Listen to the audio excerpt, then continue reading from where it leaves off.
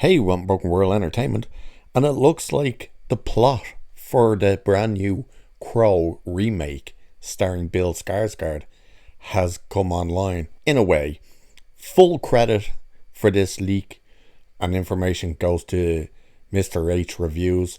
He put up the video today, or yesterday I should say, on this leak that his source was apparently at a screening of this movie, and it sounds interesting and very, very worrying. Not in the terms of, oh, it's gone woke or something like that.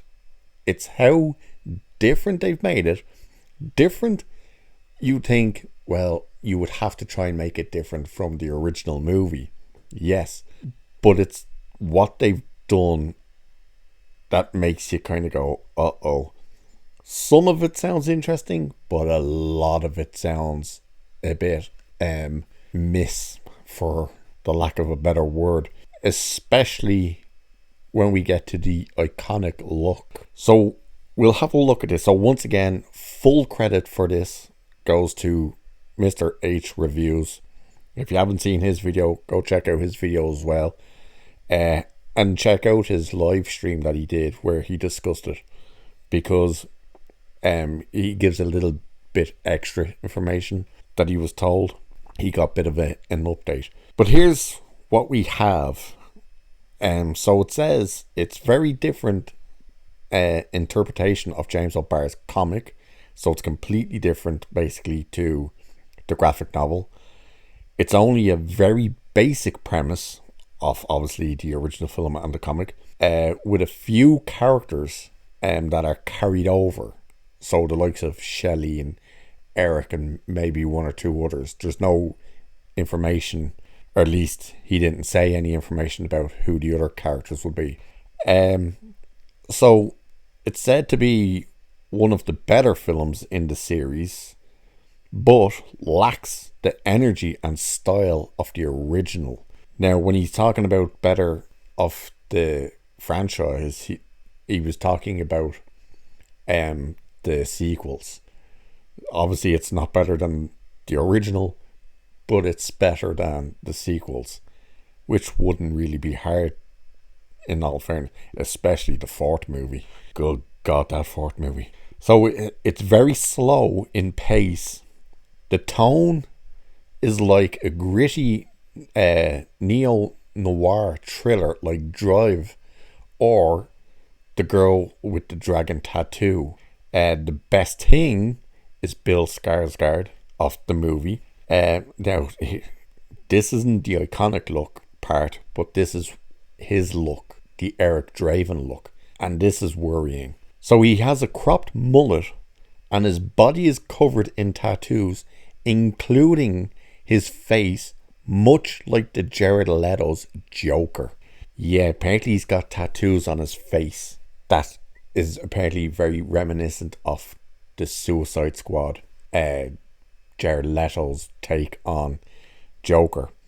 Something that even David Ayer says he regrets doing, the tattoos on the face. The kind of story with Eric gets a little worse from here, which you'll see. So the film's opening is like a James Bond movie, kind of this big montage type thing, with Eric Draven fighting to get clean in rehab. And this is where he meets Shelley, who has a dark past. So already they've completely changed the characters. They're two junkies looking to get clean. So they break out of the rehab together, ready to take on the world head on. The first act of the movie is focused on their budding romance as they live fast and play hard, enjoying recreational drugs. So they break out to get high. Fantastic. The villain is a powerful business magnate known as Mr. Rogue, played by Danny Houston, who, now this is another bad choice they've done, but who has a connection to Shelley's past. I hate when they do that. You didn't need to connect your villain to one. By the way, Shelley apparently has a much bigger role in this movie. I can't remember whether Mr. H said that in that video, his own video on this, or the live stream, but apparently she has a much bigger role. And yes, she's being race swapped. Well, who cares about that? Because let's face it, the more important character in this movie is Eric Draven. This is another part where you kind of go, uh-oh. So Rogue, Rogue is imbued with supernatural abilities that allows him to trade innocent souls in exchange for a longer lifespan on the earth. Yay. So already they're going straight for the supernatural. The only real supernatural part about the original movie and original comic was, of course, Eric coming back from the dead to avenge his and Shelley's death.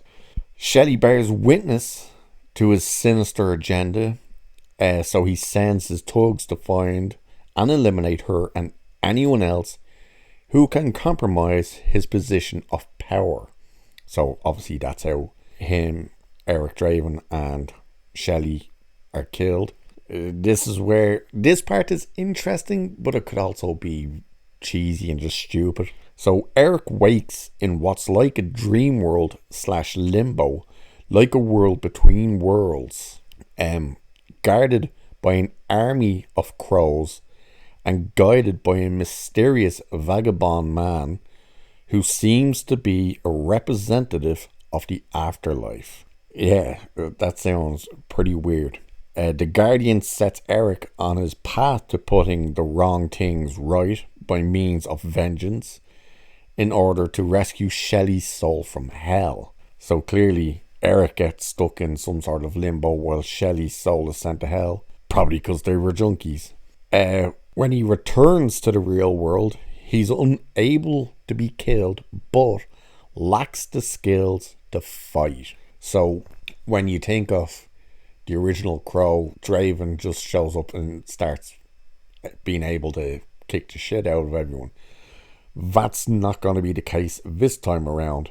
In fact, he suffers brutal physical damage along the way.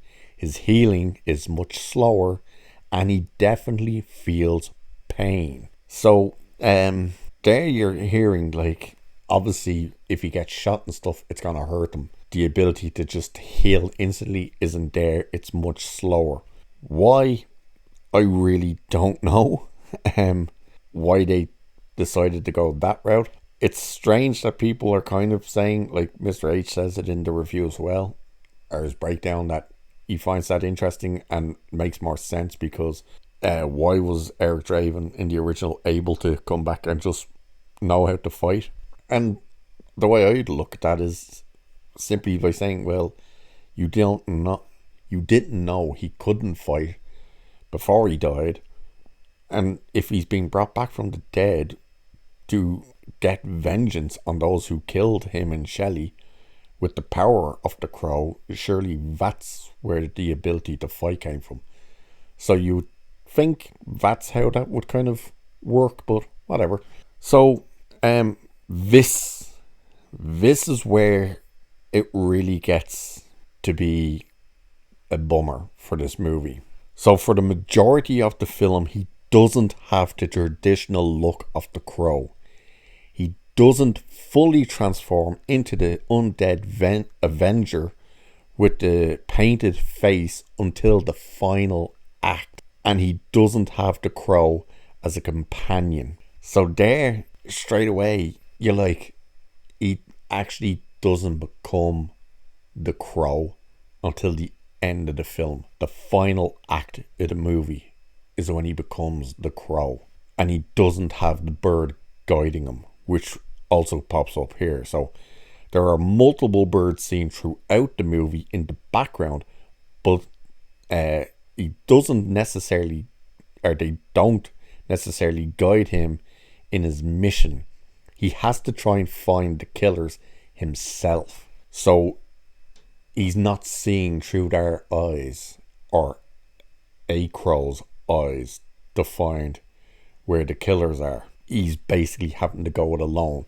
And now it says he doesn't always have this crow. It's not constant companion. So it obviously will be there from time to time. But it's not. So now you've two elements that makes the crow that aren't there really until the final act. And one of them basically not at all.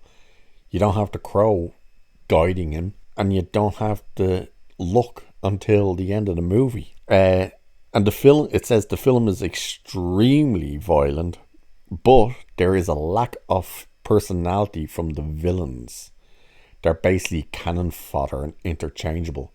You don't have the characters like Tintin or Skank or Fun Boy. You don't have any of that type of stuff. You've just basically no-name people to just take out. You're basically red shirts from Star Trek, basically. And this is also quite a letdown part because it's also it has also very little action with only one memorable set piece, a bloody showdown. And in Mr. H's live stream that he did, where he was talking about this with Tom Connors from Midnight's Edge and Culture Casino, he kind of mentions that it sounds like, in the way he was reading it, it sounds like there's actually only one big action set piece in the entire movie. So it sounds like there could be some interesting. This whole limbo section could be interesting, but realistically, that sounds like the only interesting part. Everything else about this, unfortunately, sounds terrible. Absolutely terrible. Especially, you're not going to get him with the iconic look until the end of the movie. Why would you do that? That makes no sense whatsoever.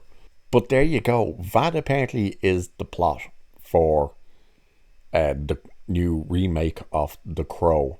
So Eric and Shelley are junkies who get killed because Shelley sees the villain who has a connection to her past. She goes to hell. Draven is sent back without the Crow as his companion and guiding him. Take out everyone that took them out to get her back from hell. And he doesn't actually become the Crow until the third act. This movie sounds like it's going to be a disaster. And the problem is they really don't have the money to go back and reshoot anything. So keep that in mind. You know, they're screen testing this thing now, and from the sounds of it as well, Mr. H was asked on the live stream, someone super chat and asked him, like, was it a finished movie they were showing, or was it like still needing the render for the special effects and all that stuff? And from what he was saying, especially about the opening scene, it sounded like it was a finished movie that they were showing. So it definitely sounds like whatever they shown is what they're going to end up putting out, because they really don't have the budget to go back and redo it or redo anything, change anything. They might have a bit to do, a small bit here and there, but yeah, it doesn't sound good, does it? Yeah, my hopes are kind of very much, they should never have remade it anyway. I've always said, if they want to get the Crow back on the big screen, just make it basically a sequel. Just, it doesn't have to be like, you can reboot the whole franchise. You just didn't have to do it without Draven. So we'll have to see. We'll wait till a trailer eventually shows up at some stage and we'll really kind of get a look at it. But there you go. That's the breakdown. Once again, full credit for this goes to Mr. H Reviews and his source. And his source normally gets everything right, like 99.9% of the time he's right. So it sounds like this is genuine. So with that, I'll leave it there for this one. So like, share, subscribe, all that good stuff. You know the drill by now. And I'll catch you in the next one.